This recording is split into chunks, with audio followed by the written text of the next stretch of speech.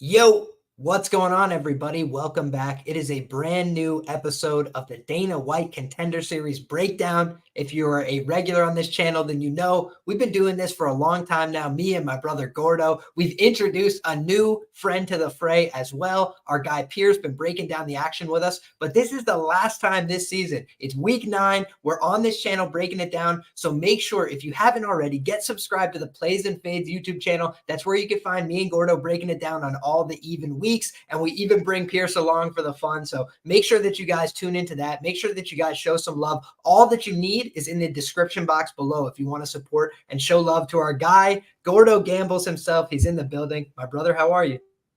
I'm doing quite well, my man. I am looking forward to the final couple of weeks of Dana White Contender Series, especially more this week too. We've had the week off of fights over the weekend, so everything's been brewing for a fun card on a Tuesday night, and we are down a fight. There's no getting past that, but we do have ourselves 9 more Dana White Contender Series fights for the rest of the year. Looking forward to talking about these 4 tonight with you and Pierce, as well as the next 5 next week. Already looking into it, already hyped, looking to end the year with a bang, and happy to talk fights with you guys.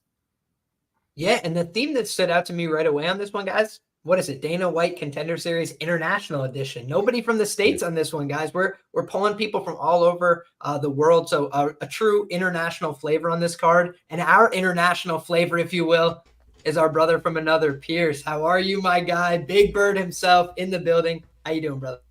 Good. They might as well call this week's Dana White's Bahraini Contender Series because, got 2 guys from Bahraini or however the country is. I didn't know about that country until a couple weeks ago when we had Gadzhiyasulov on it. But it looks like the UFC is trying to find a new market in Bahrain. But honestly, I'm going to be straight up. I'm not looking forward to this card at all. The records lie, man, because I looked at the card before I got in the tape. I saw a bunch of touted records, undefeated fighters, and I'm like, damn, we're in for a high level night. And you run the tape and it's like, oh Lord, what are we getting ourselves into? But I guess we'll discuss it because we got 4 fights to bet on, so maybe we can make some money tomorrow. It's Dana White Contender Series geography class. No one from North America. Hey, I'll let you guys know a couple interesting notes off the rip because you know me, I'm a bit of a nerd, right? I wanted to dig in. I was like, are these guys actually Bahrainian? That was my first question because I found out with Gadzhiyasulov last time out. Gadzhiyasulov was a Dagestani by way of Bahrain. Here's what I'll tell you guys that I found out super interesting, right? If you guys remember when I was telling you guys Gadzhiyasulov by sub and the fight ends by sub, if you remember that breakdown, the reason I had said it in part was because Gadzhiyasulov was a Dagestani by way of Bahrain. And I also gave you guys the added color. I said, yo, Bahrain just had a guy win the world championship in wrestling. He beat Kyle Snyder and Sabdul Rashid Sadulayev, right? The goal of this whole segment is to break down this fact, right? Bahrain is spending assloads of money to bring in Russian talent so their athletics become good. That's the bottom line, the long and the short of it. Because you know something? Sadulayev's been training that kid who beat him.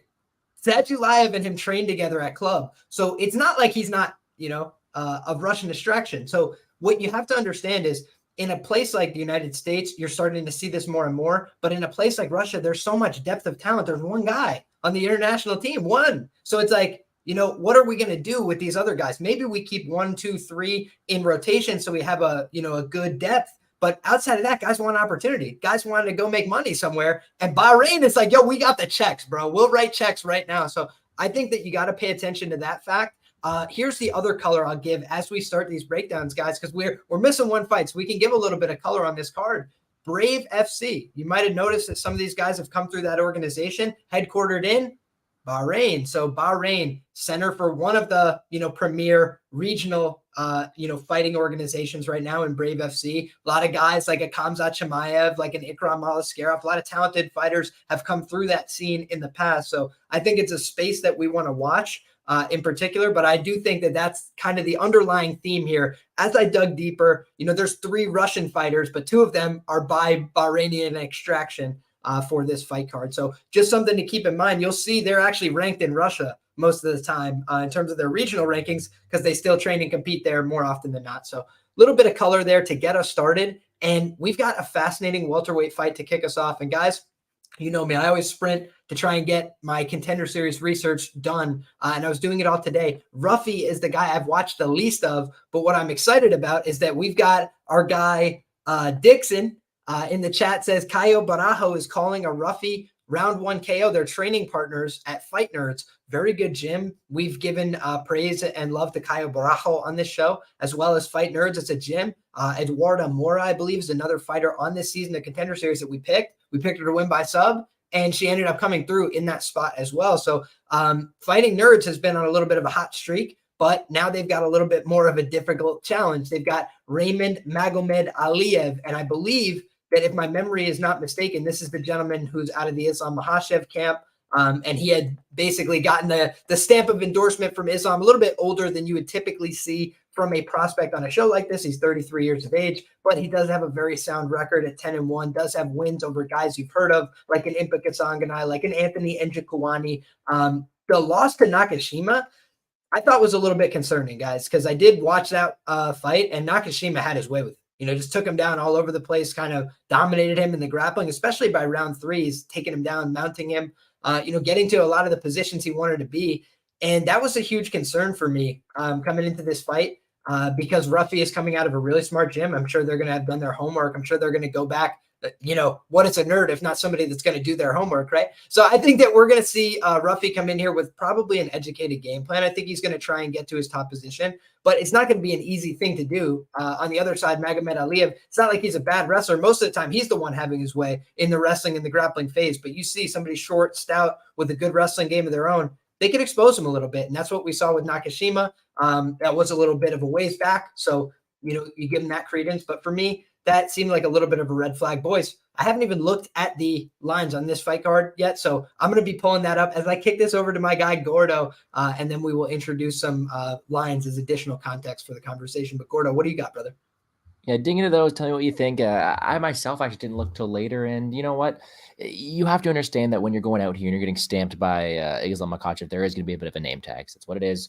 Not only that, but he was stamped in Eagle FC by Khabib as well. He's someone who they're looking to promote. He's a good friend. You got the right connections in there, and he is someone who you're kind of paying that name tags for, right? Because he's a talented guy. He's training with the right people. He has that fundamental ground game in his back pocket, and he looks like he's decently explosive on the feet as well when it comes to that striking technique. And overall, if you go out there and you watch 5-minute fights, it's like, yeah, this guy's got the skills. He's got an ability to strike from range as well. And the guy has all the tools to go out there and have success, especially considering the camp he's coming from. And that's why I understand why he is a favorite.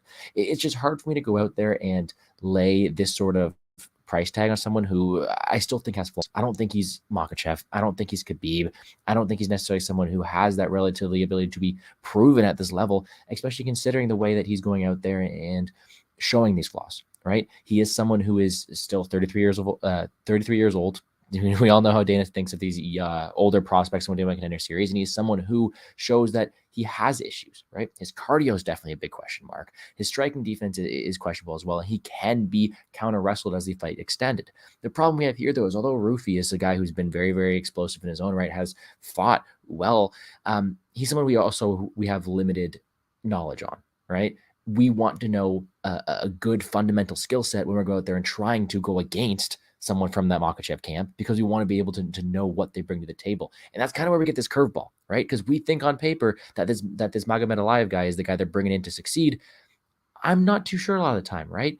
Are they bringing in this 33-year-old guy with cardio issues? Are they bringing him in here as a guy who hasn't really always been the most entertaining fighter a lot of the time to go in there and steamroll this guy from Brazil, who I think has some fun fights in his record? It seems to me like this, we truly have some good matchmaking. And I don't think there is really someone they're trying to promote to a bigger extent. I do think there's a name tags of Magomedaliev, but what we do have is a very fun fight. And this is a very long-winded way for me to say that this is a line that is a bit too wide for my liking. Not one where I'm probably going to take a stance, but I'm going to sit back and enjoy this fight from a viewing perspective. But I don't think Ruffy's that bad. I think he throws his fight any intention. Very powerful guy. Yeah, his hands are down low, but he has great hand speed, great ability to go out there and knock people's lights out, and it's fun to watch. That's an entertaining style. That's more the Dana White Contender Series style, is what I'm trying to say.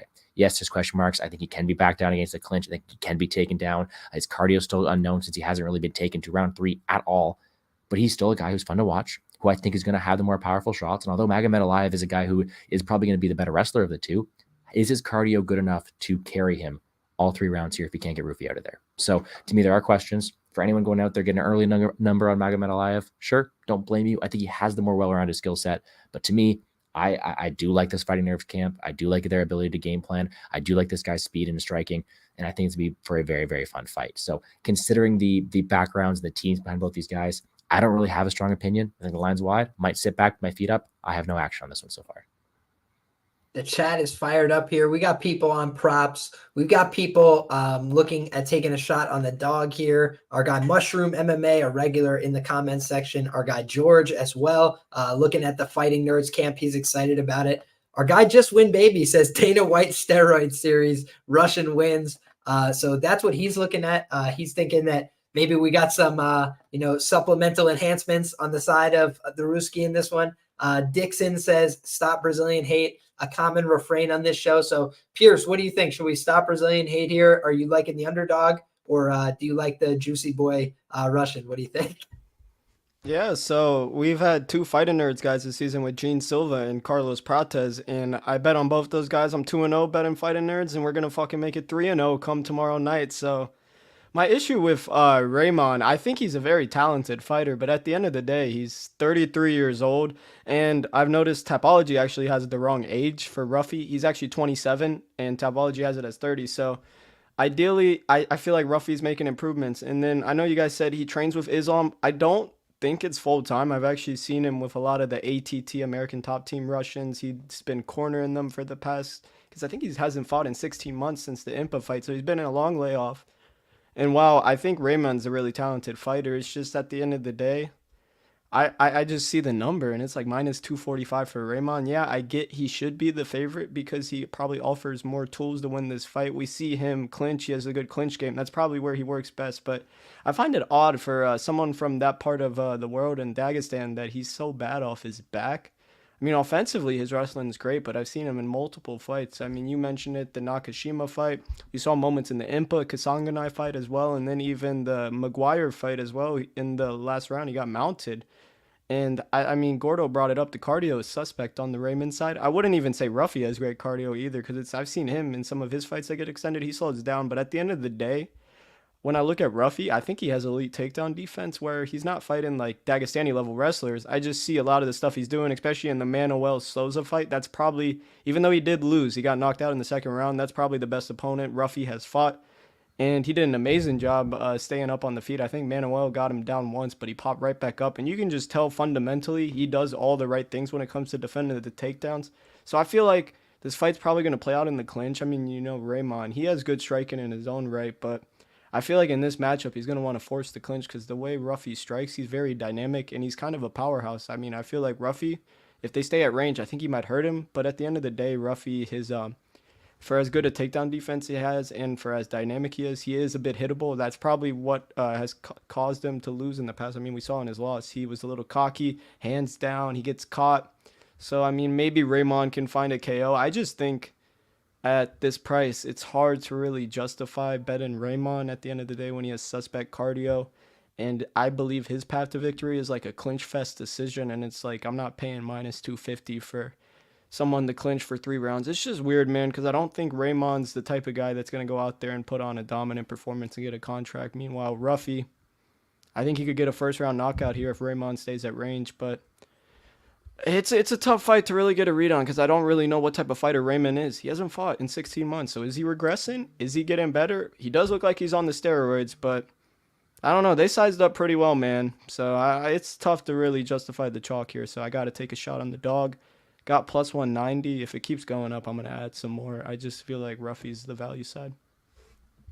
Yeah, I'd have to imagine when you look at a guy like Raymond and he's got that layoff, I think Eagle FC was kind of going through some stuff financially where they weren't sure if they were coming or going for a little while. And like Khabib stepped away from running the show, I think. So they didn't know what they were going to do. I'm sure that a lot of those Eagle FC fighters were kind of in limbo. Also, if you remember, there was kind of that weird period where like a bunch of Russian fighters were just pulled from cards and nothing was ever said about it again, like a Tagirul Ulanbekov and these guys just like, just pulled from a fight and then replaced and never spoken of again for a little while. So I don't know exactly what else going on with some of those situations, but it does make me think some of these guys maybe couldn't get out of country or certain kind of restrictions in order to get fights. So he might just be, trying to make up for lost time here. You look at that Impa fight. I think that's a great point you bring up. Impa's kind of weird to judge people against because I do think he's got a ton of inherent athleticism. You look at his body, he's got like a big body too. It was really hard for Magomed to get much going against Impa physically. Like he normally is able to leverage his physicality over opponents and was not able to do that. And so that's my question here is Ruffy wasn't really leveraged physically in his loss. He was just knocked out on the feet and kind of fighting a little bit, to your point, arrogant. So I do think when I'm looking at this kind of matchup, I don't expect Magomedaliev to knock him out on the feet. I do think that there's a chance he could just ground him out, like just take him down, wear him out, and eventually get the finish from being kind of a grinder on top. So I think there is a possibility for a late finish on the Magomedaliev side, but I would think Ruffy is probably the more likely guy to end it early. So for me, maybe Ruffy on the money line early, and then if you have live options, you could try and potentially get a better price as well, because I do think he's getting taken down in the first round here at a decent clip. Magomedaliev comes out with a pretty good pressure game. At the end of the day, we just haven't seen Ruffy on his back, so it's just like I don't know if he's going to be a fish off his back, but I've seen him hit. He's just got great hips, honestly. It's like the dude's balance looks really well, and if I haven't seen him on his back, I'm not going to assume he's a fish off his back, so... out of fighting nerds, no losses by sub. So, dude, that gym's on fire, man. I'm not looking. It's a positive to get in front unknown. Of that. 100%. But fighting nerds for the win. If you are like Pierce and you do think he does have good takedown defense, then yeah, he's going to be the side here. I didn't see enough to be proven that he does. I mean, he's facing his level of competition. He still ends up being taken down in a couple of these spots. And to me, facing a guy who's going to be the best wrestler yet, I'm a bit more cautious than Pierce is. If you think he's got great takedown defense, go for it. You get a big plus money for it.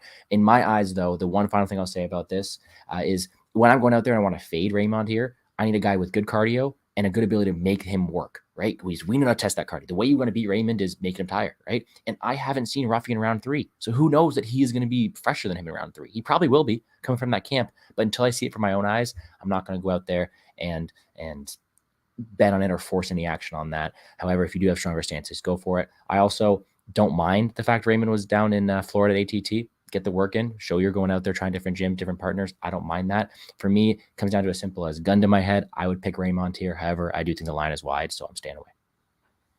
The last couple things I'll mention here as we move to the next fight, guys, the A side here on social media is definitely going to be Magomed, and by a huge margin. He's actually got the biggest social media following of anybody on this fight card, almost 50,000 followers. It's more than half the people you see on like a standard UFC card. So he's definitely a well-known guy, probably one of the more well-known guys coming in from an Eagle FC type promotion. But, still has a lot to prove in the octagon. And I think the line reflects the fact that, he's considered the A side here.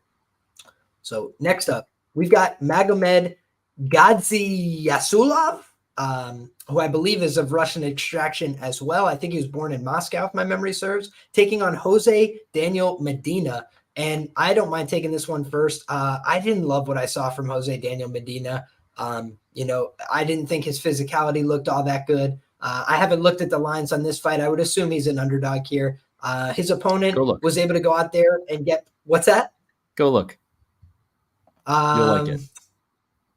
Yeah. Okay, so at least my brain hasn't broken. Yeah. I think that it's probably, a touch wide. I do think whoever gets on top here is going to look very good in the fight, but just overall, I think that the depth of skill on the Magomed side is higher here. I think he's a better fighter. I also think he's just pretty consistent in what he does. I saw at one point he got rocked in a fight. I forget exactly who it was against. I might have it written down. No, I wrote down a bunch of compliments about him. So I won't bore you with all those. I'll probably share a bunch of those in the analysis, but just, he did get rocked by a punch in one of his fights and just got the takedown anyway. Just kind of like looked like he was soldier-like in his process. Like, oh, no matter what happens, I got to get this takedown. He got hit with a big shot, got rocked, and he was like, I better get this takedown. And he just looked like he had good process. So for me, that's the kind of thing I'm looking to back in a light heavyweight fight. Medina seems like a guy who lucks his way into some of his wins. First time I watched him fight a guy who looked somewhat athletic, I thought he looked terrible. He just looked like he was getting backed up for most of the fight. Was able to get taken down in that spot, get backed up to the fence. So overall, I think he's the only Bolivian fighter we've seen on this season. Is that right? So in that sense, we wish him well. Trying to make a name for his country. God bless him for it. But for me, I think Bahrain might have paid for a good one here. I think that they've got the minus 1,000 favorite for a reason. I think he's going to win this fight. Gordo, how do you feel? Yeah, this is the widest favorite we do have on the season, I think, so far. And I come on these shows. Gordo tries to keep a nice positive attitude, be nice to everybody, right? Canadian way. What are we doing here? Like, what is this Medina guy doing here on Dana White Contender Series? Like, yeah, okay. First of all, let me clear the air. Like, he could beat me up. All power to him. But is he really the best prospect we can get to fight on Dana White Contender Series right now? You watch the tape, and this guy is not it, man. Like, he is not it. He's out there. He's struggling. He's extremely sloppy in his entire process. Sure, he's 11-2, but against some horrible level of competition. His combined opponent's record is 37-50. That's not something you want to see. He's going tooth and nail with some guys who should be out there farming and not really fighting at all. Guys who probably just fight for fun. And he's out there just struggling. And I do think he's in for a rude awakening here. Now, minus 1,200 in this economy. I see that comment. Yeah. And it's like, yeah, I'm not laying minus 1,200. I'm not going to do that. But do I think Magomed's going to win this fight? Of course I do. I think he is the far superior fighter. I think he is extremely dynamic and technical. You don't really see these guys at 205 having that right technicality, right? He's switching stances. He's doing a good ability to mix it up to the body, to the head, really explosive in his movement as well. And he seems like the far superior fighter. Now, Medina does have some decent ground and pound opposition. I'll give him that. I'm trying to find things to be nice to the guy about, but truly, he gets tired as the fight goes on. He is extremely sloppy with some entries the later the fights go. His striking technicality is very questionable at best. And I do think that there are much better prospects who I think deserve this shot on Dana White Contender Series more. With that being said, this fight we do have at hand. We do have the younger guy here in Magomed, a guy fighting out of a good camp. Questionable level of competition, but he looks like he has the goods here. I think he wins. I haven't looked into props, so I don't know if there's any value in anything right now. It's just the line is ugly. It's where it should be, in my opinion, and I'm not getting there. Yeah, fair enough, man. That makes sense to me. Pierce, do you disagree here? You think there's any value to be had on the dog? Would always love a nice plus 750 if you think there's value, but if not, let us know what you think. Yeah, I think there's value on the favorite. When I look at Daniel Medina or whatever his name is, I don't even care what his name is, man. This is one of the worst dudes of the season, and I'm gonna keep it real with y'all. He sucks. He's blown up light heavyweight. He should be honestly a welterweight. I don't know why the fuck he's on this show. He's really bad. He goes for takedowns, but yet I've seen him get mounted multiple times, and it's like I'm really upset because I had to sit through an hour of watching this guy fight, man. I wasted too much time, and the line's minus 1,000.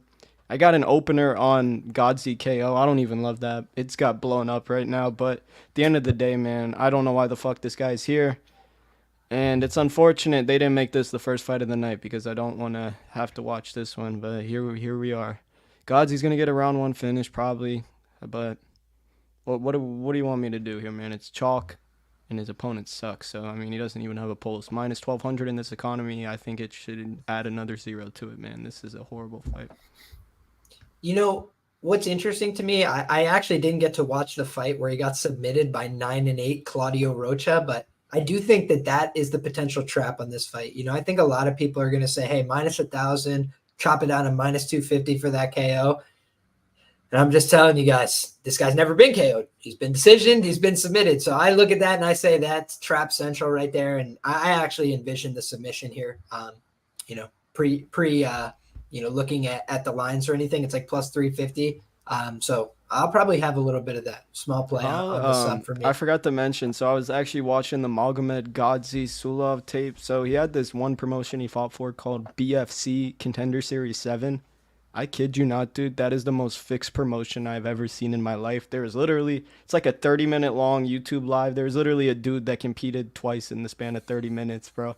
Some of the funniest shit I've seen. And this is like what these regional scenes in like the Middle East do for like these guys like Magomed. They just build up their record, get him one decent win, which we saw in his last fight, and then now he's on the Contender Series. But the kid's good, man. I just don't the sub. I get you're trying to play the numbers here, but I mean, you look at him; he's a striker. He's got fast kicks, so I feel like we're setting up the head kick knockout right here. But regardless, he's gonna get it finished. If it's not a KO, so be it. But you must have forgot, Pierce. We're at light heavyweight, okay? I can tell you exactly what's going to happen here. There's going to be a big clash of violence, and then this dude Medina is going to go bear hug and then guard pull like a legend. So that's what I'm expecting here. He's going to put himself underneath on bottom. He's going to get arm triangle choked, and it's going to be glorious for the cultura. Por la cultura.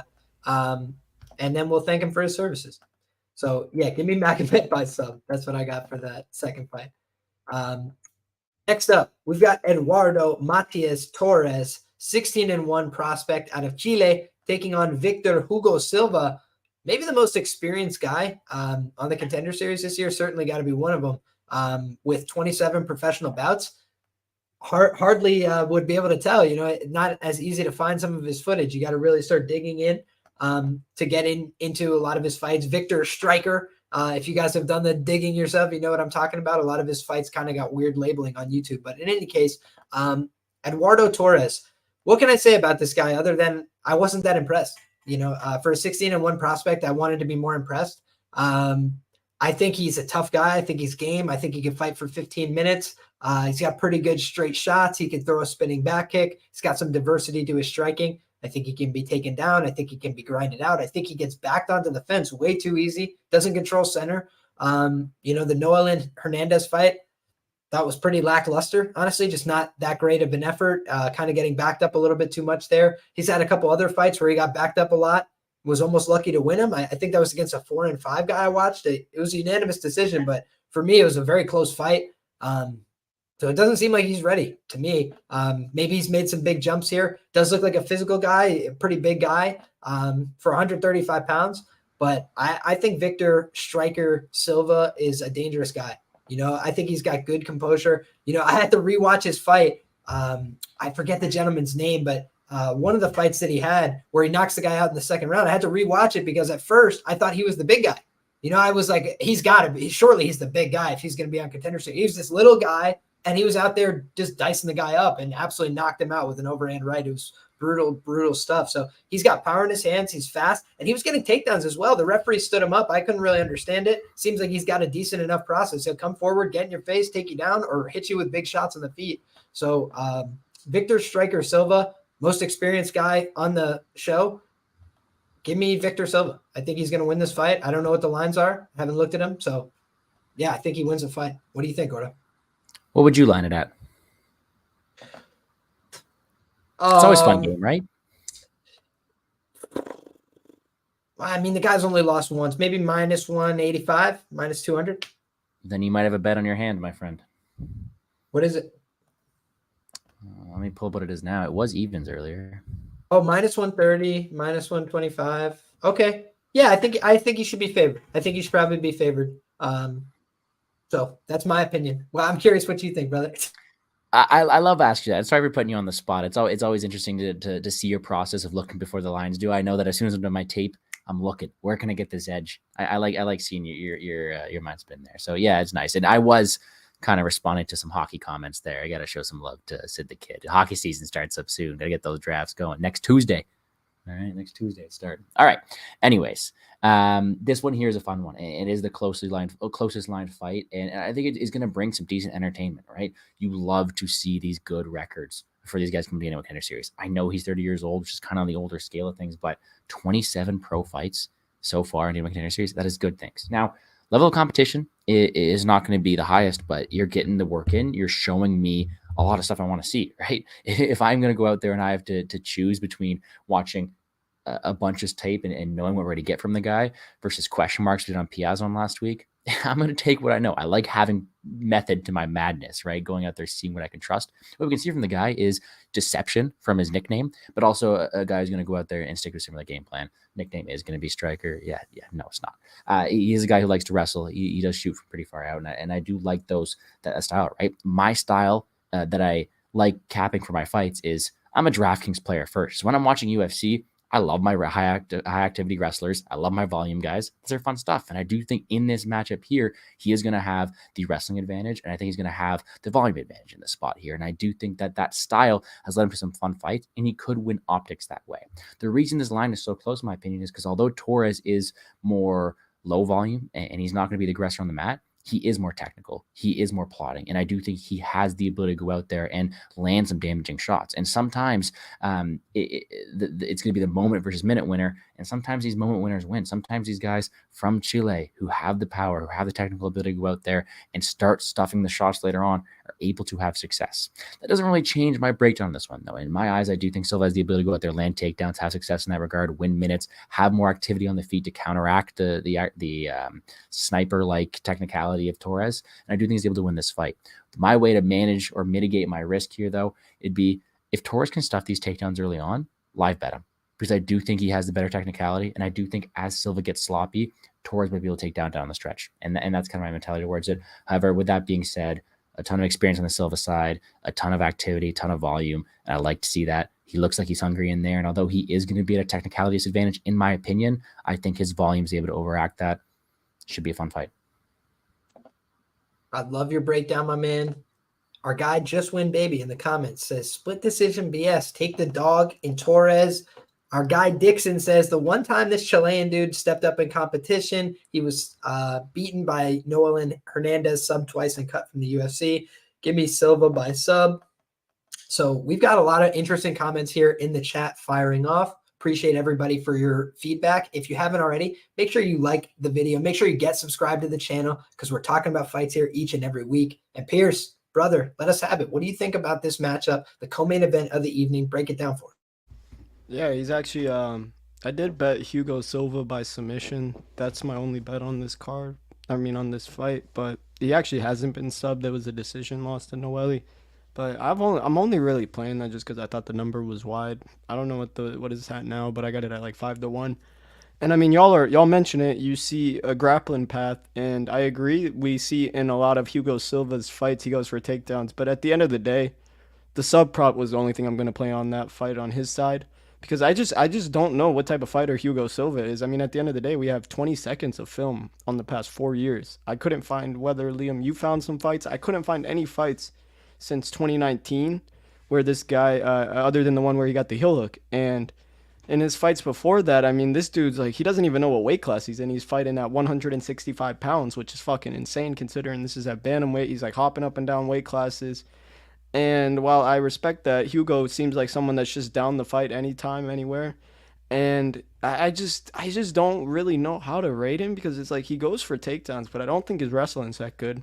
I don't think he really sets up his shots well. It's really just him just throwing overhands and mixing in double leg takedowns. And while the Torres tape is not good either, man. The guy's susceptible to getting put on his back foot. He gets stuck in the clinch a lot. And I don't know. I just got a weird feeling that Torres is the side. I don't know exactly why. I'm getting like Ignacio Bahamundes vibes from him. Same country, they're both from Chile. They both like to kick a shit ton, and that's probably the thing that sticks away from his game the most is Torres. He has fast kicks. He likes to poke at the body. We've seen him actually get a couple finishes with like knees to the body or like a step-in knee. So he's dynamic, man. Maybe he can time something up the middle on a level change, but my thought process was if the Torres line gets to like maybe like plus 115, plus 120, I'm probably going to play it. Doesn't look like we're going to see that number. It's about plus 105, plus 100 right now. In my notes before the odds came out, I said this is a pick'ems fight, stay the fuck away. And I can't help but think that, man, you got someone that's going to look to take it down. I don't think he has good wrestling. Then you got someone that's going to look to strike. But I think he has issues getting out of the clinch. So it's going to probably be maybe the overs, honestly. It's plus money for the over 2.5. It's actually pretty decent plus money. And this is 135. I don't really rate Torres' finishing ability too much on the feet. I know he's got like body KOs, but he's gone 5 rounds. It took him 5 rounds to get a finish on one of these guys, and we see him go to a lot of decisions. Although I did play Hugo Silva by sub just based on the path that he presents to win the fight. I do like the overs, and I'm probably going to play Torres if we get plus 115, plus 120, because I see this as a 50-50 fight. You know, it's so funny because I basically like silo myself off from Contender Series, like opinion and everything. I really try not to get anybody else's opinions before this. And I think that Silva's going to win this fight by knockout. Like, I think he's got huge power on the feet. I think he's a really dangerous guy. And I think that Nolan Hernandez fight, like, he wasn't getting out-wrestled, out-grappled. He just got outstruck pretty cleanly by a guy who's not that good. That was my recollection of the fight. So I just think about that, and I'm like, Nolan Hernandez doesn't really have the power to put you away. But I didn't like some of his reactions to punches there, too. He was getting hit and then, like, backing up with both eyes open and, like, reaching for the subsequent punches. You do that against Victor, he might just knock you the hell out. So, yeah, for me, I just feel like Victor – a guy who's coming in with 27 fights, is he going to be spooked by the moment of Contender Series? I don't see that. You know, this other guy, I don't think he's fought anybody real. You know, even Nolan Hernandez is like sub-UFC level. That was proven by his UFC run. So it's like, I don't know. Don't like this fight for Torres personally. Opened up -175. That's kind of closer to where I would put it. So me and the odds maker saw this one. We haven't mentioned, I don't think anybody mentioned, one thing I didn't like about Silva. Dude, he is so fucking hittable on the feet. The dude just throws from the hips, man. And while I did say I like the overs, that's just something where it's like, I don't really trust the guy that's throwing overhand bombs. But, like, it could land. He does hit like a truck. I'll give you that. It's just, it seems like a tough fight to get a read on, in my opinion. Well, dude, that fight that I was discussing with the overhand, when you said it was at 170, it makes more sense now because, dude, the guy looks like he's 3 weight classes bigger than him, and he knocks him the hell out with an overhand right. This guy will diddy bop with anybody. And by the way, hasn't lost since a rib injury in 2014, I think. So, like, that's as close to an undefeated fighter as you can get, you know, in a lot of ways. Like, what else is he supposed to do? He's out there taking a bunch of fights. He's won most of them. I don't know. Seems like a pretty tough guy to me, so I understand why he's favored here. What's the success rates on guys named Silva this season? I'm not sure, but I'll tell you, I always remind people this one quote because one of my favorites, Dana White is looking for a new big star from Brazil. That's what he always says. He's looking for new big stars from Brazil. So let's see if we can get one. Shout out to our guy, Cheshire Cat, for the dono here. $5 dono from the brother. Appreciate you. He says big cheers, and a big cheers to you, my man. Also want to take a quick opportunity very briefly to just shout out my guy Contender's View. I was going back through the live chat last week, and he said that he put in a dono and that we did not get to the question. So I owe you one, Contender's View. I saw that, brother. I went back, and I owe you one for sure. So make sure if you ever have a question, say, Liam, you owe me one, and I got you 1,000. But with that being said, guys, we got a main event to break down, so let's do it. Let's not leave people in suspense. Rodolfo Bellato, he's back in the building. He was here last year. He got beat up by Vitor Petrino, mugged, and he got sent back to the regional scene. But since then, he's done what you've expected of him, right? He goes back out to the regional scene, goes to LFA, gets the first-round knockout win in front of the Brazilian crowd. Everybody goes crazy, good stuff, gets back in the good graces. And then Acacio dos Santos, a guy that I believe fought on Contender Series. I know for sure he lost to Chidi Njokuani. That was the Contender Series matchup, correct? So that matchup, Chidi absolutely mopped. It was the pleasure man. The pleasure man. The pleasure man. Oh, I'm bugging. Excuse me. But in any case, that was the 13 takedowns, just easy money. There's another guy who looks very similar to him that also got mugged on Contender Series. So that's what I'm thinking of. But in any case, Souza. Yes, thank you. You know who the guy that was brought in 3 times. Basically the interchangeable Brazilian jobbers. Yes. Yep. Thank you. So that's exactly what we're talking about here. Is he beat one of the interchangeable Brazilian jobbers, and now he's back in the show. So Bellato, here's the things that are positive. You look at the first Petrino fight and the most recent Petrino fight, he got way better, right? Like, he was clearly so much better in that second meeting between the two. He landed a big shot that rocked Petrino. He took his back, had a good position on him. But Petrino, the thing that stands out about him, if you guys rewatch that, especially the second fight, he's just so calm. You can't rattle this guy. You hit him with a big shot. He's literally like holding the wrist, like looking over at his corner, like, be cool. It's all good. Like he's like talking everybody else down. So Petrino, just, you can't rattle the guy. Like, this guy Bellato really tried to get to him a couple times, tried to really hurt him. Here's the things I don't like about Bellato. Pulls guard. Not going to work in this weight class. I mean, if you're pulling guard in this weight class, you're asking to be hurt. You're asking to be knocked out. You're asking to get finished. And by the way, Petrino did a lot of good setup work in round 1 after a failed guard pull from Bellato. So big red flag. He continues to do that, right? Like, he did that against Acacio dos Santos. In the second round, I believe he got mounted, like put himself just flat back underneath. So he makes mistakes. But his opponent had a heart attack, right? He was in cardiac arrest from round 3 on. So then he was able to rally back in that fight. I feel like Bellato slows down badly over the course of the fight. But if his opponent does too, he's willing to keep going. Like he's willing to just say, I'm real tired, but I'll push you into the fence. I'll try and, hump your leg and take you down. So he definitely has some tools that he can use. But I just looked at him and said, like, I don't think the UFC wants Rodolfo Bellato around. I don't think they give a rat's ass if they sign him or not. I think if they brought him in, they'd be bringing him in to cannon fodder him to somebody else that they really like. They'd be like, yo, Vitor, let's do it a third time just in case. Like, they'll be like, let's just see what happens if we run it 3 times. Like, they're just going to try and get this guy beat if he comes to the UFC. That's my humble opinion. But you look at a guy like Bellato, and he does have some skills. Like, he's definitely more talented than the average guy on the ground in this weight class. I think he has a coherent idea of how to play jiu-jitsu and attempt submissions. But just for me, there's fat on his game. There's things that he can improve in every position. I think he leaves a lot of openings for his opponents. A guy like Talha, I think that's just the wrong guy to do that against. For Talha, his biggest liability is on the feet. I don't know what the hell the guy's doing. He's mostly just swinging his arms kind of recklessly. It doesn't seem like a lot of striking process, but I think he's taking this guy down. I think he's going to get a lot of takedowns. I think that Bellato, too willing to go to his back, he's probably going to be like, oh, I have this guillotine, and then just be in bottom half guard. That's the visions that I have of this fight.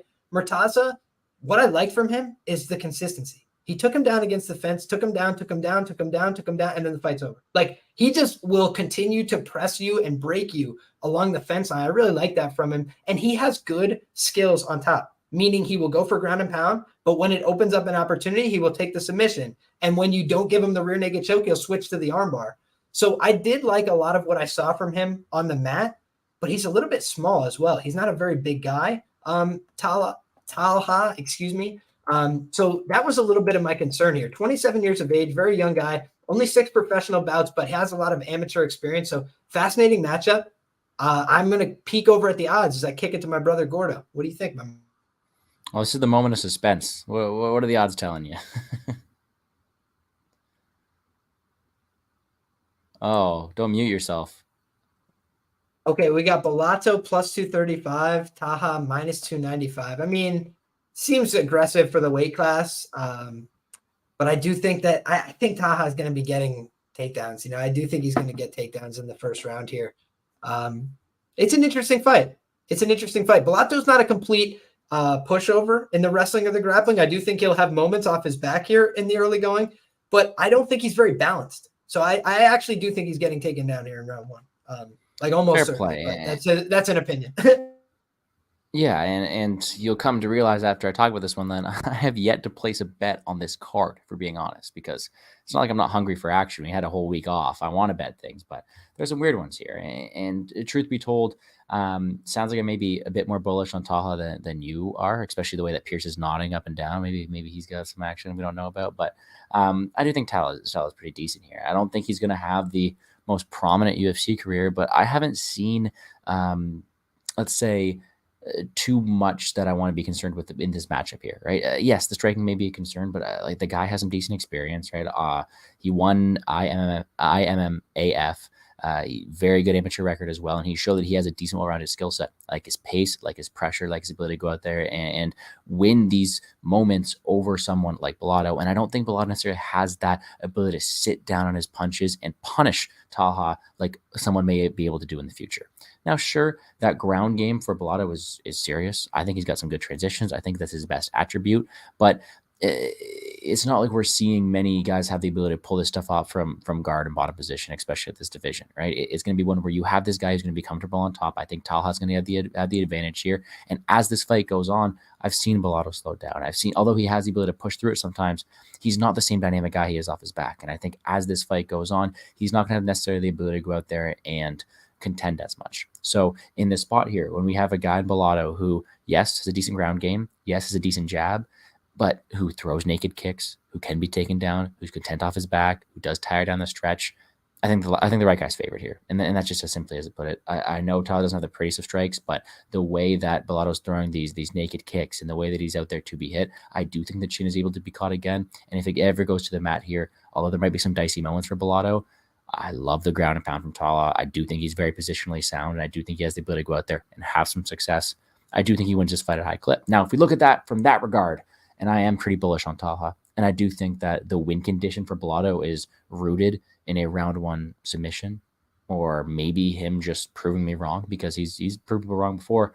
The under, it's juiced, but I think this is going to be a very violent affair. I don't see Bellato really going out there and competing in the later rounds. I think it's going to be him going out there, trying some Hail Mary submissions, trying to land things, maybe getting caught with something, maybe being taken down, and having Talha have some success there. So I do like Talha. I do think he's someone we may be able to fade down the stretch. But in this matchup here, I do think he has the right style to go out there and take success. And I look forward to hearing why Pierce thinks I'm wrong, because he's looking at me, man. He's ready to talk. I know. Look at that. He's ready to go.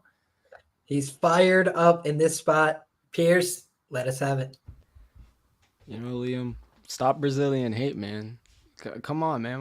Why are we not betting Bellato at these odds? I understand at the end of the day, Talha is the guy being brought in, but I got a crazy number on Bellato. I got him at like 375, and I think he's playable up to plus 200. That's where I lined him at. It's just at the end of the day, Talha, while he looks the part, and you look at his topology, it's like, oh, he's fighting these high-level guys. You click on those guys' names, man. They are cans. They're literally fighting 0-0 guys with losing records. They just have a good record, so it makes it seem like that he's fighting good competition. But at the end of the day, Talha, he's a bit unproven in my eyes, and I think he's fighting in the wrong weight class. He's a two-time IMMAF world champion, which is an amateurs. He was a middleweight as well, so I feel like he should be fighting at middleweight, but I guess I'm playing the number at the end of the day, because when I look at Talha, or let's say for Bellato, how do I think he wins? I honestly think Bellato has better jiu-jitsu. I think he's a brown belt. I'm not even sure what belt Talha is, but I can just tell Bellato is fundamentally aware on the ground. I've seen him hit some nice half-guard sweeps off his back. So, I mean, who's to say? Maybe he gets taken down, the Russian goes for some ground and pound, and he gets swept. What happens then? But, I mean, I wasn't as impressed with his offensive wrestling. It was more so his defensive. He'd have a lot of these guys that would look to take him down, and he would counter that and end up on top, where I guess I think they might clinch a lot, which probably would favor Talha. I'm not going out here saying Bellato should be the favorite, but I guess if Talha throws down, because I think that's a lot of Bellato's path to victory, which is early. And I think Bellato's, he's not afraid of a firefight, man. I really think Bellato could come in there, just throw bombs. And I mean, we've seen this Talha dude throw bombs as well, and he's just winging overhand shots, and he's so reckless. His striking is horrible. I agree. It's horrible, and it's like if he's gonna play on the feet with Bellato, I think Bellato's striking offense is actually decent. It's just his striking defense for Bellato is not good either. But it's a volatile fight, man. I don't see why anybody wants to play minus 300 on this guy that hasn't proven himself at all. And you got Bellato, who he dropped Petrino. I mean, I think Petrino's the top 5, top 10 future light heavyweight guys. So it's like, losing to Petrino being his only 2 losses on his record, I don't mind that at all. And we've seen him go. The 5-round fight wasn't really fun to watch, but I mean, maybe he was just a bit more. Round 2, would you concede to me that round 2 is alarming? No, it was. I don't think that Talha is getting taken down by Acacio dos Santos. Yeah. No, right. I agree. That was a bit concerning, but at the end of the day, I've seen someone that can go 5 rounds. Who the fuck knows if Talha can go 2 rounds? We haven't seen it. I just don't know. So maybe he gasses down the stretch, but I just think it's a volatile fight, man. And for people to be planting their flag on a minus 300 dude that's really beating nobody, and he looks the part, but it's like, what are we doing here, man? I see all the value in Bellato. I'm prepared to look like a fucking idiot, but I just can't justify not playing Bellato at these odds, man. It's light heavyweights, man. For all we know, this fight could be a fucking pick'em. He did beat Anton Turkali in the amateurs, so you never know. Or maybe he's better than you think. No, I'm just fucking around. I've seen him slow down in amateur fights going 3-minute rounds. So it's like, dude, if he goes all heavy, because the way Talha fights, he's gonna go from the jump. He's gonna go for the kill, and it's like, I know Bellato. If they grapple, I mean, I think Bellato is capable of surviving. I don't think he's someone that's just going to wilt on the mat. So it's like, what happens if Bellato drags him out of the first round? It could get a bit greasy, man. At the end of the day, we just don't fucking know at this level. He's not fighting good guys. I mean, amateurs, yes, but pros at 205, I can't justify this, man. I feel you for sure. Gordo, did you have some follow-up you wanted to give? No, to me, this isn't one where I am looking to plant my flag. I think it is one that it has its own volatility, but at the end of the day, Bellato's not someone who goes out there and impresses. I think he's limited. I think he has a set of skills that can translate well entertainment wise, but it's these things that yeah, 5 rounds against a guy who I rate really poorly is not something I'm going to go out there and trust cardio-wise. I think someone who's going to go out there and allow him to be put on his back, because we all know Bellato is okay to be there, is not something that I think is going to be a good matchup optic-wise. I think that there are tools that he may have the ability to have success with, but although we're talking about, yeah, well, we've never seen the way that this Talha guy is able to defend strikes on the feet. Well, he hasn't had to. And it's not like Bellato's the guy to go out there and be like some world-class kickboxer. He's a guy who's throws naked kicks in his own right, who, although is probably better technically, is just as poor defensively. And sometimes you can land those really ugly shots on someone who is so reckless. Right. So, yeah, maybe a bit bullish of me to go out there and say I like a -300 favorite. Whoop-de-doo. I think he wins this fight. However, no shame to anybody taking the big plus money number. All power to you. Just I maybe am discrediting Bellato's skill set more than I should here.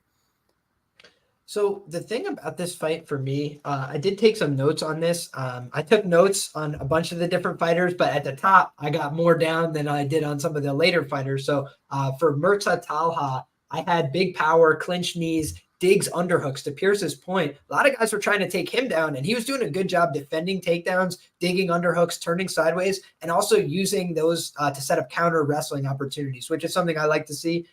For somebody that wants to get takedowns, let the other guy initiate it, so that way you can get an easier takedown, and that's what he did a lot of. So I said capable of getting takedowns and passes, but susceptible to low kicks, very much so. In most of his fights, he comes out and gets hit with a booming outside low kick to start. Like, that's how his fights start.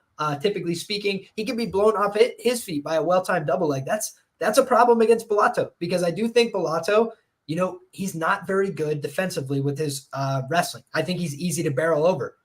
It's 205 pounds. He could definitely level change and take this guy down. So that for me is where Talha becomes an open question.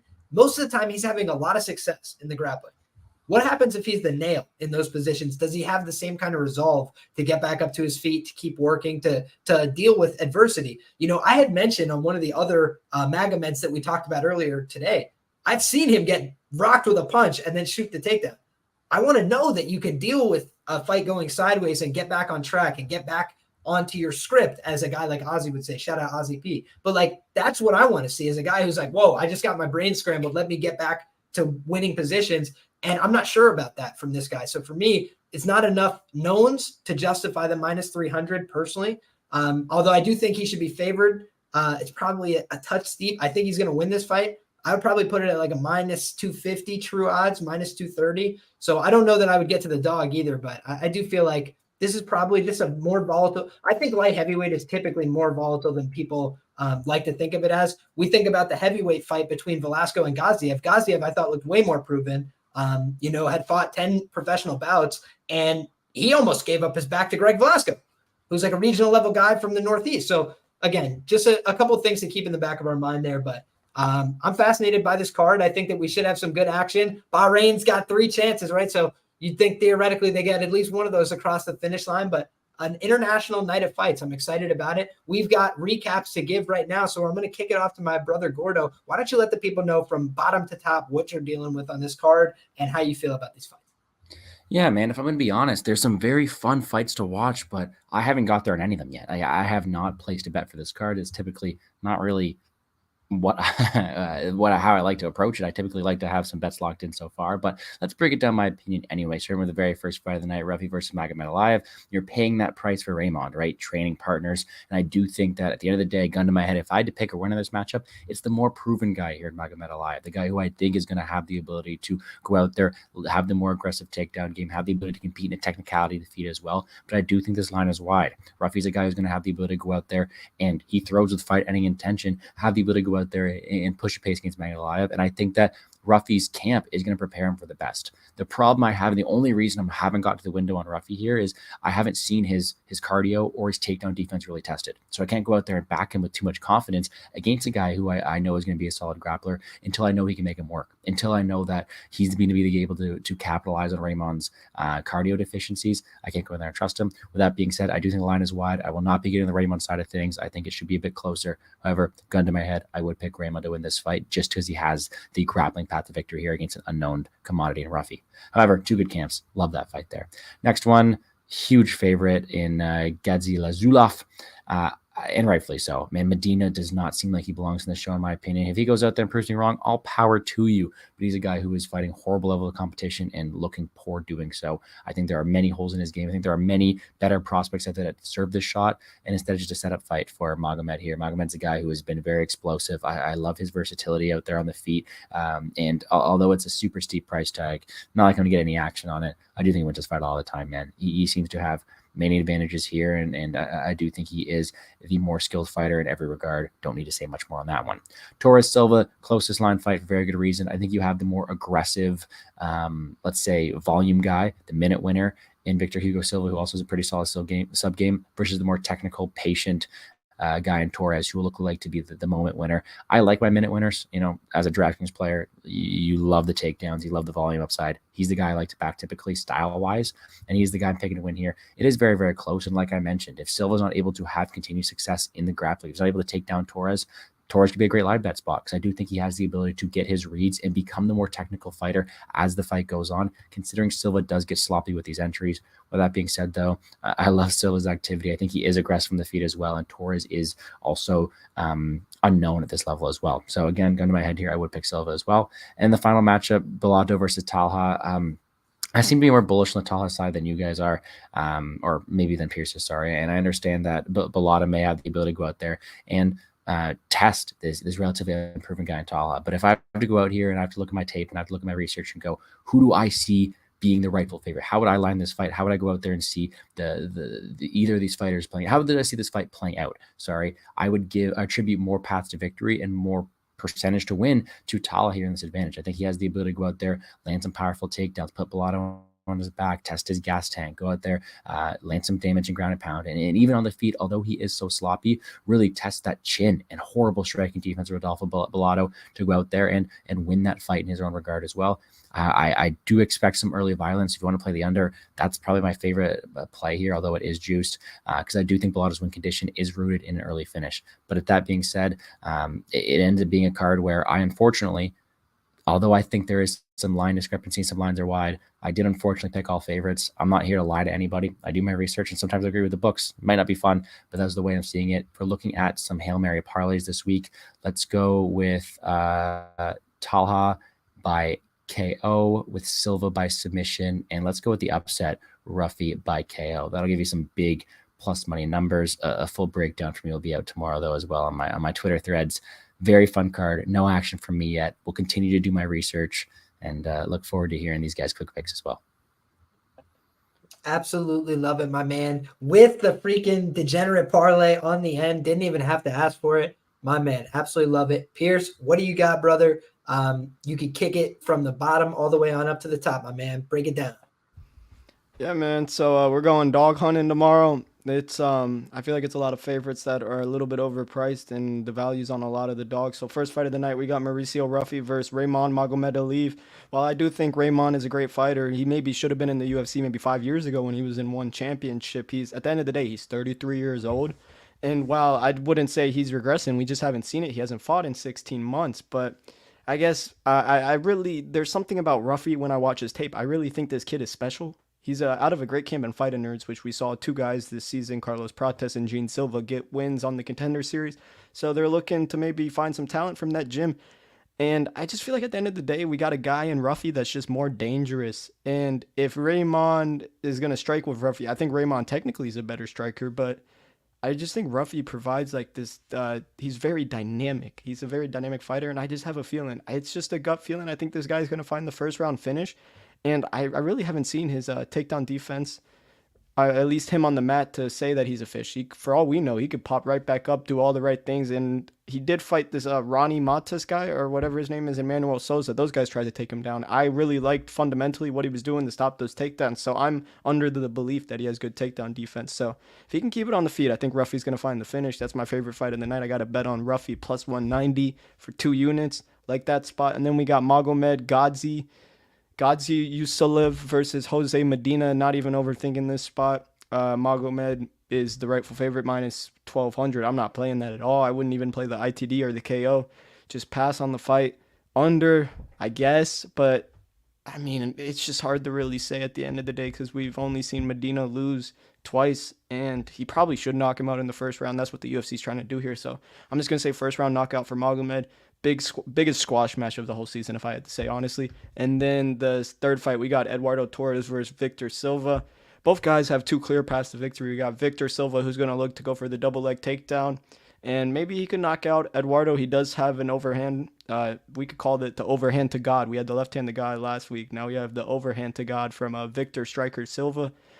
And I guess I'm honestly going to side with Torres just because I think he has more process on the feet. He seems like a guy that's going to stick to the game plan, which is stick and move.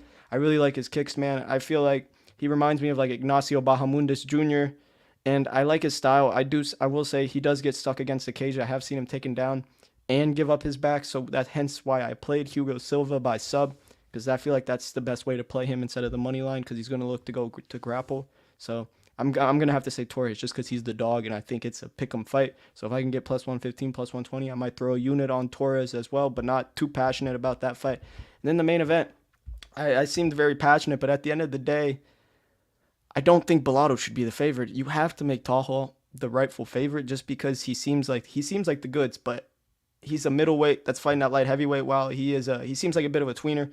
I guess just at the end of the day, he needs to prove it to me, man. He looks the part in a lot of his fights, but he's not fighting high level dudes in the Middle East.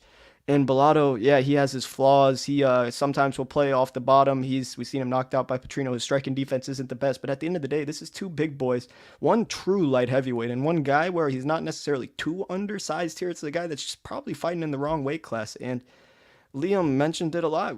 Light heavyweight's one of the divisions that we see the most volatility, and I believe at plus 230, plus 250, I'm willing to lean into that volatility, man. I think maybe true line is plus 200, plus 175, just because we don't know enough to say Talha should be this big of a favorite. He might prove it to me, but I'm going under the assumptions that I haven't seen it. So got to side with Bellato just because he's done more for me. And yeah, that's the last fight. So I missed out on the Hail Mary for Mushroom last week by one fighter. Carly Judas losing the split decision. But, honestly, I'm just going to stick with the money lines because I got a bunch of dogs. We're just going to go for the Hail Mary. We're going to go Ruffy money line, Magomed money line. We're going to go Torres money line, I guess, and Bellato. So we got 3 dogs, and the biggest favorite on the whole card probably is going to pay you out a lot. So $20, and, I'll see you guys in Bali next weekend. Plus 2250 or so is what I'm getting here for Ruffy, Magomed, Eduardo, and Bellato. That's the parlay you gave, right? Yep, that's not a Lambo parlay, but we might get a Toyota Corolla out of it.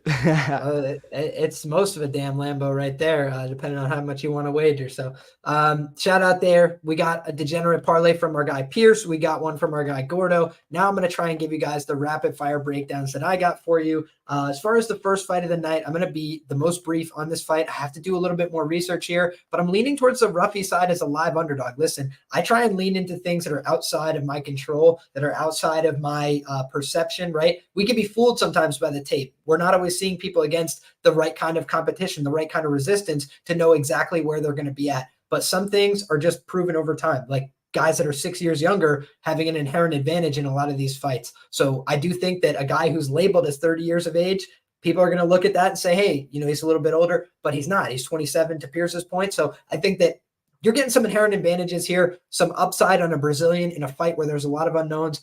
Kind of like that. I also think a lot of people are going to be drawn to the Islam Makhachev, seal of improvement. And listen, nothing wrong with that. But I've seen the guy with my own 2 eyes get completely dominated by a guy I never heard of. So for me, that's enough to say probably minus 250 is a little bit aggressive for me. When I look at the next fight, I think Magomed should roll here. I did not like what I saw from Medina physically.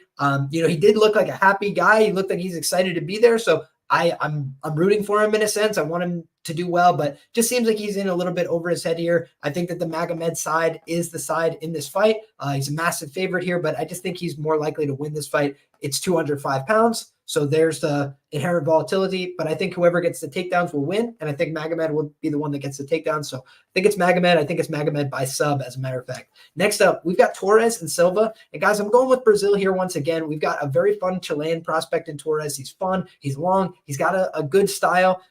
But he also gives up too much ground, in my view. He backs up in the octagon. This is a small octagon. He gets backed into the fence. I think that his primary skill set is standing up on the feet and striking. And Noelin Hernandez, took him to school a little bit. And I don't rate him as a guy who's like blowing my hair back. So for me, that's a concern. I think that Silva, he's got takedown upside. He also has the ability to knock fools' heads off. I think he's got real power in his hands. I think he can throw some dynamic kicks. I like his double legs. I feel like some of the refereeing on the regional scene was going against him. He was still finding ways to win. He was fighting up in, 165-pound weight class, guys that look like they're 2-3 weight classes above him. He's knocking them the hell out. So I think this guy's really dangerous. Most fights of anybody on the card by a pretty significant degree. Give me Victor Hugo Silva. Hasn't lost since 2014 via injury, I think.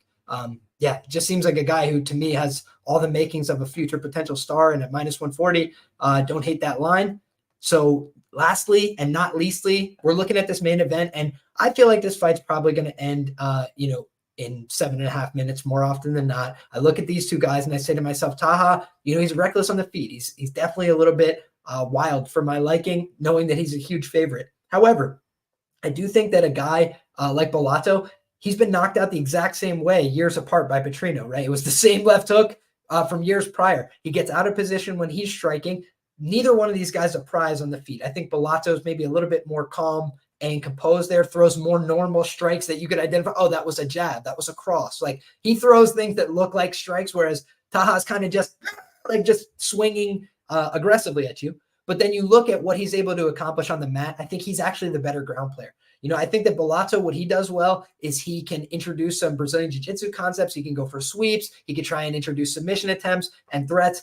But I feel like Talha is just more likely to get takedowns and take the back. And like, that's how you win these fights more often than not. I think his ground and pound is very solid. I think if he gets to the back, he will finish. So for me, the question is just, can Bellato prevent the back takes, keep himself in good positions? I think that if he does that, then Bellato could win this fight, but I didn't like his athleticism. I didn't like his balance. I didn't like that. I felt like they brought him in to lose to Petrino last time out. So for me, all signs point towards Talha. But I just have a weird feeling about this fight because Bellato is an A side here by a significant degree. Talha has a lot of wins, pro and amateur, and no support on social media from what I can tell. So maybe he made a new account or something. I'll go back and do a little more due diligence, but just seems to me like he should have a bigger social following based on his results, and he doesn't, which makes me, a little bit skeptical and makes me think there could be some truth to the, record padding allegations from our guy Pierce. Did fight some solid guys on the amateurs, but as a professional has no real standout wins on his resume. So at minus 300, it's a little rich for my blood, but I do think he is the deserved favorite. So let's close it out with a parlay here. Let's look at what the under is doing in that main event. I don't like the price on the under. So for me, I'm out on that. Let's put together a quick parlay for the people here. So we've got Silva at minus 124 on FanDuel. We've got Magomed at minus 800. That gets you to plus 103. And then we'll add Ruffy.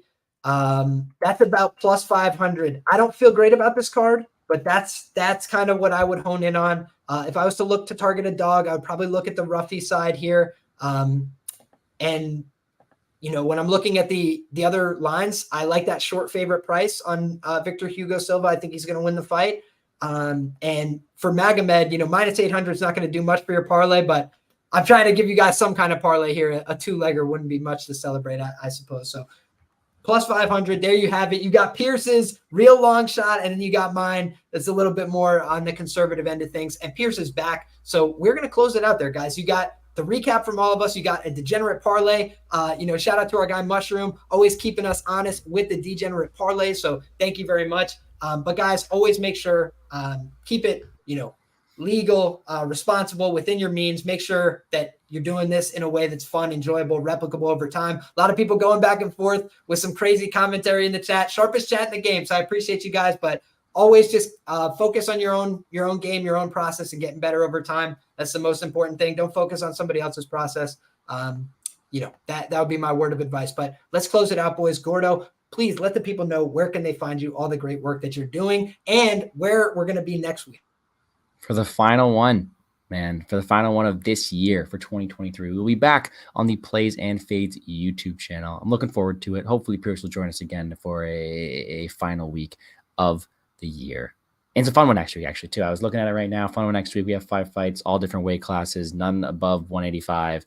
So fun scraps. I've already dove a bit ahead on research. I already have in my mind more bets I'm going to play next week than I am this card. I got nothing on this one yet. I already like some spots next week. Be fun. You can find all my work, though, on the Plays and Fades YouTube channel and at GamblesGordo on Twitter. I'll make sure to post whatever bets I end up playing for this card tomorrow on Twitter, as well as a quick little Twitter-sized messages on how I expect the fights to go down that regard as well. And then I am editing and should have the video up tomorrow for my full card breakdown for UFC Vegas 80. Not only do I do a full card DraftKings and betting breakdown, but also some best bets that should go live around Thursday. Trying to put out as much good content as I can for you guys. But as always, make sure to show some love to Liam. Puts in a ton of work. Hit the like button down below. Subscribe to his channel. Check me out at Plays and Fades, and check out Big Bird as well for Pierce. Nothing but love to these two guys. Wish everyone the best of luck, guys. Let's make some money. Absolutely love it. Couldn't agree more. Next week, Plays and Fades YouTube channel. It's all in the description below. Get subscribed now. Turn on that bell. I don't want to hear no excuses. Where was the show? No, I'm telling you right now. Make sure you get subscribed. Show some love right now while the going is good. Pierce, let them know where they can find you, brother. Yeah, man. I'm just here and there on Twitter every now and then, but I have a Bet MMA Tips. It's all free, guys. So it's if you go on their website, it's Big Bird UFC, and I do post a lot of openers, but that's kind of how I make my money in this game. Like Liam says, everyone has their way they make money.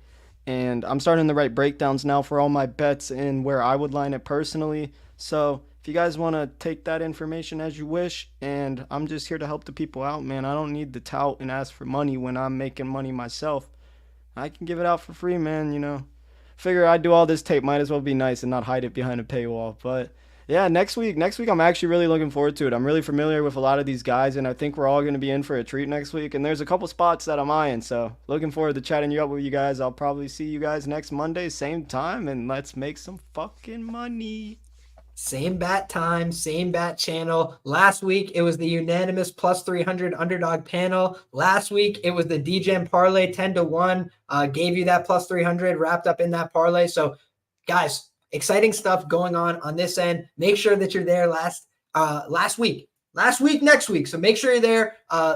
Last year on the Contender Series, they ended out strong with Bo Nickel, if y'all remember. So this year, they're trying to bring the fireworks again. Should be fun fights. Make sure that you're subscribed. Plays and Fades. I won't say it again. So, guys, if you're looking for more of me, you can find me everywhere at LiamPicksFights, and all my information as well is in the description box below. I'm going to make sure I get this segmented out, time-stamped, put on podcasts, all that stuff before we go to bed tonight. So if you guys are looking for more information, if you got here late, no problem. We're going to make sure we get that all to you ASAP. So thank you guys so much for the support. God bless you all. Make sure you drop that like on the way out. Get subscribed because we're talking fights again. Come back, and we're going to have all the same fun again next time. Take care, everybody.